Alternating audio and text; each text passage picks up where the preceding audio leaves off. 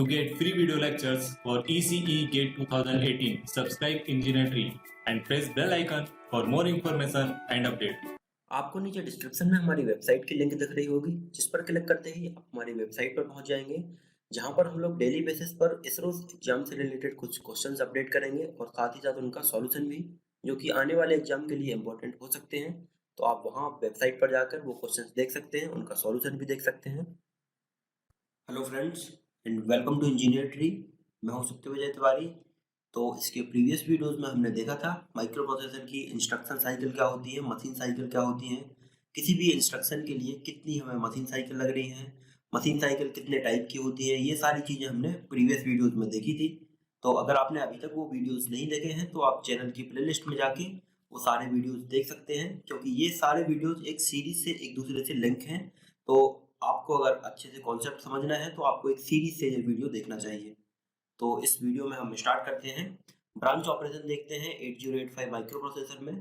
तो branch operation में आपके मेनली 3 इंस्ट्रक्शन आते हैं। पहला हो गया आपका जंप इंस्ट्रक्शन, दूसरा होता है आपका कॉल इंस्ट्रक्शन और तीसरा होता है रीस्टार्ट इंस्ट्रक्शन। तो हम एक एक करके इन तीनों इंस्ट्रक्शन को देखते हैं। तो सबसे पहले हम बात करते हैं जंप इंस्ट्रक्शन की। तो यहाँ पर जंप इंस्ट्रक्शन को भी हमने 2 कैटेगरी में डिवाइड किया है। फर्स्ट होती है आपकी अनकंडीशनल जंप और दूसरी होती है आपकी कंडीशनल जंप। कंडीशनल जंप में हमें कंडीशन रखेंगे इंस्ट्रक्शन में, अगर वो कंडीशन आपकी सेटिस्फाई हो रही है तो आपका जो प्रोग्राम काउंटर होगा वो जंप करेगा उस पर्टिकुलर लोकेशन पर। और दूसरा होता है आपका अनकंडीशनल जंप, मतलब इसमें आपकी कोई कंडीशन नहीं होगी और जो एड्रेस होगा आपके इंस्ट्रक्शन के बाद उस एड्रेस पर आपका प्रोग्राम काउंटर मूव हो जाएगा। तो हम इनको देखते हैं एक एक करके। सबसे पहले हम बात करते हैं अनकंडीशनल जंप की। अनकंडीशनल जंप के बाद आपको गिवन होगा 16 बिट का एड्रेस। 16 बिट का एड्रेस मतलब आपको अनकंडीशनल जंप है तो आपको जो ये एड्रेस गिवन है यहाँ पर 16 बिट का, इस एड्रेस पर आपका प्रोग्राम काउंटर मूव हो जाएगा या ये एड्रेस आपका प्रोग्राम काउंटर में ऑटोमेटिकली फीड हो जाएगा।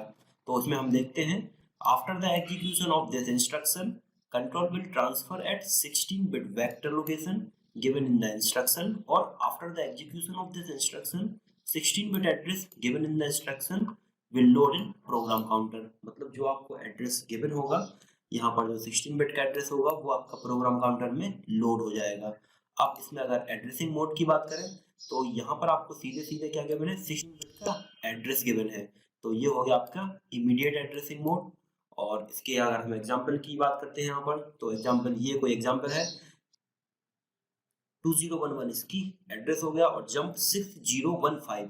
अब मैंने क्या बताया था, जंप 6015, ये आपका क्या है, अनकंडीशनल जंप है। यहाँ पर आपको कोई कंडीशन गिवन नहीं है तो आपका जो प्रोग्राम काउंटर होगा उसमें सीधी सीधी आपकी ये वैल्यू फीड हो जाएगी और आपका प्रोग्राम काउंटर फिर इस वाले एड्रेस से स्टार्ट हो जाएगा। तो प्रोग्राम काउंटर में आपकी सीधी सीधी 6015H वैल्यू आपकी फीड हो गई। ये हो गई आपकी अनकंडीशनल जंप। कंडीशनल जंप में हम फ्लैग रजिस्टर के अकॉर्डिंग कंडीशन सेट करेंगे और अगर वो कंडीशन आपकी सेटिस्फाई हो रही है तो आपका जो इंस्ट्रक्शन है या जो प्रोग्राम काउंटर है वो आपका उस कंडीशन के हिसाब से मूव करेगा। कंडीशनल जंप में हम देखते हैं सबसे पहले कैरी फ्लैग के लिए। कैरी फ्लैग के लिए आपकी 2 कंडीशन होती हैं। फर्स्ट होती है आपकी JC, jump if carry. Second होती है आपकी JNC, jump if no carry.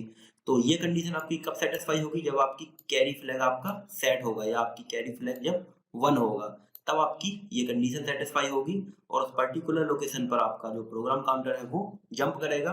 दूसरी कंडीशन है आपकी JNC, jump if no carry. अगर ये आपने कंडीशन अपने प्रोग्राम में लगाई है तब आपका जो जंप इंस्ट्रक्शन होगा वो कब एग्जीक्यूट होगा, जब कैरी फ्लैग आपका रीसेट होगा। तो JC हो गया जंप इफ कैरी और JNC हो गया जंप इफ नो कैरी। तो ऐसे ही हम जीरो फ्लैग के लिए देखते हैं। फर्स्ट है आपकी JZ, jump if zero flag set. Second है आपका JNZ, jump if zero flag is reset. तो ये कंडीशन सेटिस्फाई होगी जब आपका जीरो फ्लैग सेट होगा, मतलब Z इक्वल्स टू 1 होगा, और ये कंडीशन सेटिस्फाई होगी जब आपका Z इक्वल्स टू 0 होगा। तो ये हुई जीरो फ्लैग से रिलेटेड। अगला है आपका साइन फ्लैग। साइन फ्लैग में आपका क्या है, JP और JM। यहाँ पर P और M आपका डिनोट करते हैं। P डिनोट कर रहा है पॉजिटिव, मतलब ये साइन फ्लैग है आपका तो या तो पॉजिटिव होगा या नेगेटिव डिनोट करेगा। तो JP जंप इफ पॉजिटिव, अगर आपका पॉजिटिव है यानी कि साइन फ्लैग आपका अगर 0 है तब ये कंडीशन सेटिस्फाई होगी। और JM jump if minus, if sign flag 1, sign flag जब आपका 1 होगा तब आपका माइनस में होगा, तो ये कंडीशन सेटिस्फाई होगी। और साइन फ्लैग जब आपका 0 होगा मतलब पॉजिटिव होगा, तो जंप इफ पॉजिटिव ये हो गया, जंप इफ माइनस ये हो गया। तो ये आपको याद रखना है। अब पैरिटी फ्लैग की बात करते हैं। P, JPE, jump if parity even और जंप इफ पैरिटी ऑड। तो ये कंडीशन आपकी कब सेटिस्फाई होगी, जब आपकी पैरिटी इवन होगी, मतलब पैरिटी फ्लैग आपका सेट होगा। और ऑड के लिए आपका क्या होगा, पैरिटी फ्लैग आपका 0 होगा।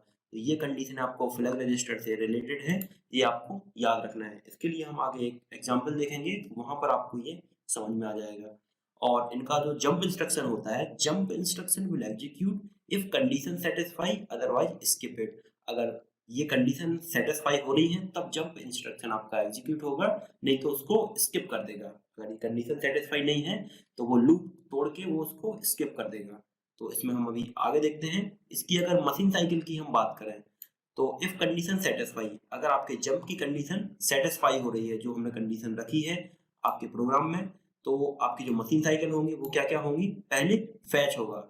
फैच होगा आपका, मान के चलिए ये आपका इंस्ट्रक्शन है, तो ये आपका सबसे पहले फैच हो गया। इसके बाद आपका 16 बिट का एड्रेस है, तो एक बार 8 बिट का ये रीड होगा और दूसरी बार में 8 बिट का ये रीड होगा।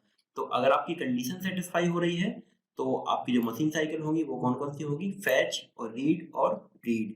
अब दूसरे केस में देखते हैं, if condition is not satisfy, अगर जंप की कंडीशन आपकी सेटिस्फाई नहीं हो रही है तो उस केस में आपकी मशीन साइकिल कैसे होंगी। मान के चलिए इसी इंस्ट्रक्शन को हम लेके चलते हैं, तो सबसे पहली मशीन साइकिल तो होती है आपकी फैच, तो फैच हो गई आपकी। फिर अगली पोजीशन पर आपका क्या है, वो रीड करने के लिए हम माइक्रो प्रोसेसर से बाहर जाएंगे और उसको अगला जो आपका 16 बिट का जो एड्रेस है उसमें से फर्स्ट 8 बिट के एड्रेस को माइक्रो प्रोसेसर में रीड करके लाएंगे। तो रीड हुआ और माइक्रो प्रोसेसर ने देखा कि आपका जो जंप की कंडीशन है वो सेटिस्फाई नहीं हो रही है, तो वहीं पर उसको वो टर्मिनेट कर देगा।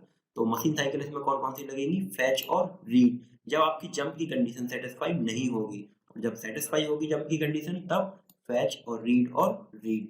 तो इसको हम एक एग्जांपल के थ्रू यहाँ पर देखते हैं। इसमें एक नोट आप याद रखिए, jump is data transfer instruction. Jump में हम ना तो एडिशन कर रहे हैं ना कोई लॉजिकल ऑपरेशन परफॉर्म कर रहे हैं, ये क्या है आपका सिंपली डेटा ट्रांसफर इंस्ट्रक्शन है। So status of flag will not affected, किसी भी फ्लैग को ये इंस्ट्रक्शन आपका अफेक्ट नहीं करेगा। तो इसमें हम एक एग्जांपल देख लेते हैं, how many time loop will execute. ये आपको कोई माइक्रो प्रोसेसर का प्रोग्राम गिवन है, इसमें हमें कैलकुलेट करना है कि ये जो आपको इनर लूप दिख रहा है इसमें ये कितनी बार आपका एग्जीक्यूट होगा।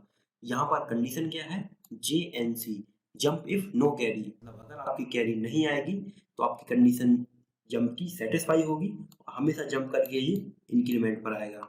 अगर आपकी कोई कैरी आएगी तो ये कंडीशन सेटिस्फाई नहीं होगी और आपका लूप टूट के हल्ट पर आ जाएगा और प्रोग्राम आपका टर्मिनेट हो जाएगा यहाँ पर। तो इसमें हम एक एक इंस्ट्रक्शन को एक एक करके देखते हैं। तो फर्स्ट है आपका MVIA F0H। इस इंस्ट्रक्शन का मतलब क्या है, लास्ट कैरेक्टर आपका आई है, तो यहाँ पर जो आपको गिवन है ये क्या है, 8 बिट का डेटा गिवन है और ये A। तो इस इंस्ट्रक्शन का मतलब जो ये डेटा होगा ये एक्यूमुलेटर में मूव हो जाएगा, तो एक्यूमुलेटर का डेटा हो जाएगा 1111 और 0000। तो ये हो गया आपका एक्यूमुलेटर का डेटा। इसके बाद आपका अगला इंस्ट्रक्शन है ORA ऑफ A, मतलब जो आपका एक्यूमुलेटर का डेटा है उसी डेटा के साथ आपको और ऑपरेशन परफॉर्म करना है, मतलब लॉजिकल ऑपरेशन परफॉर्म करना है। तो जब सेम का आप और ऑपरेशन परफॉर्म करेंगे तो उसका डेटा आपका एज इट इज रहेगा, जैसे यहाँ पर आपने 111 कर दिया और 0000 कर दिया। अब इसके और इसके बीच में जब आप और ऑपरेशन परफॉर्म करेंगे तो आपका डेटा कैसा रहेगा, 00 पर 0, 00 पर 0, तो ये चारों 0 हो गए और 11 पर 1, 11 पर 1। तो जो एक्यूमुलेटर का डेटा हुआ वो आपका एज इट इज हुआ और ये वैल्यू आ गई आपकी एक्यूमुलेटर की। अब ये आपका क्या था, और ऑपरेशन था, मतलब लॉजिकल ऑपरेशन था। तो लॉजिकल ऑपरेशन आपके फ्लैग रजिस्टर को किस तरीके से अफेक्ट करते हैं। तो लॉजिकल ऑपरेशन में हमने देखा था कि कोई भी लॉजिकल ऑपरेशन जो आपका कैरी फ्लैग होगा उसको हमेशा रीसेट कर देगा, तो कैरी फ्लैग आपका हमेशा 0 हो जाएगा, हमेशा रीसेट कर देगा। आप प्रीवियस वीडियोज में देख सकते हैं, मैंने ये सारी कंडीशन आपको वहाँ पर बताई थी। तो इसमें आप पैरिटी फ्लैग देखते हैं तो 1 2 3 4 4 बार आपका 1 हो रहा है, मतलब इवन टाइम ऑफ 1 है, तो पैरिटी फ्लैग आपका 1 हो जाएगा। ऑक्सिलरी कैरी 0 हो जाएगा, जीरो फ्लैग 0 हो जाएगा, और एमएसबी में यहाँ पर 1 है तो साइन फ्लैग भी आपका 1 हो जाएगा। अब अगला इंस्ट्रक्शन आपका क्या है, इंक्रीमेंट ऑफ ए, मतलब जो एक्यूमुलेटर का डेटा है उसको हमें इंक्रीमेंट करना है। तो एलएसबी में हमने 1 ऐड कर दिया, तो 1 0 0 0 1 1 1 1, ये हो गया आपका एक्यूमुलेटर का डेटा। अब आपका क्या बोलता है, कंडीशन जंप की JNC मतलब जंप इफ नो कैरी, तो इसमें आपकी कोई भी कैरी नहीं आई है, मतलब ये कंडीशन आपकी सेटिस्फाई हो रही है, तो ये लूप आपका जंप करके फिर से इंक्रीमेंट ऑफ ए पर आएगा, फिर से इंक्रीमेंट ऑफ ए पर आएगा। तो इसमें जब आप फिर से 1 ऐड करेंगे तो आपका एक्यूमुलेटर का डेटा क्या हो जाएगा, 1 और 1 0, यहाँ पर कैरी जो 1 आई थी तो 1 यहाँ पर हो जाएगी और 0 0 और ये, तो एक्यूमुलेटर का डेटा हो जाएगा ये। लेकिन इसमें भी आपकी कोई कैरी नहीं आ रही है, तो फिर आपका लूप जंप करके इंक्रीमेंट ऑफ ए पर, और इसमें आप फिर इंक्रीमेंट करते जाएंगे, तो फाइनली जो एक्यूमुलेटर की वैल्यू होगी वो कुछ इस तरीके से होगी, सारी वैल्यू आपकी 1 हो जाएगी, और इसमें आप फिर से ऐड करेंगे तो सारी वैल्यू आपकी 0 हो जाएगी। इसमें बस आपको ये याद रखना है कि जो आप यहाँ पर increment of A operation perform कर रहे हैं, तो ये मैंने प्रीवियस वीडियोस में आपको बताया था कि इंक्रीमेंट और decrement does not affect the status of carry flag, ये नोट आपको याद रखना था। तो जब कैरी फ्लैग को अफेक्ट नहीं करेंगे, और कैरी फ्लैग आपका प्रीवियस में क्या था, 0 था, तो ये कंडीशन आपकी हमेशा सेटिस्फाई होती रहेगी और लूप आपका इनफाइनाइट टाइम तक एग्जीक्यूट होता रहेगा, मतलब ये प्रोग्राम आपका कभी टर्मिनेट होके हाल्ट पर नहीं आएगा। तो आपका ये लूप का ये इनफाइनाइट टाइम तक चलता रहेगा इसमें। तो इस तरीके से आप ये देख सकते हैं।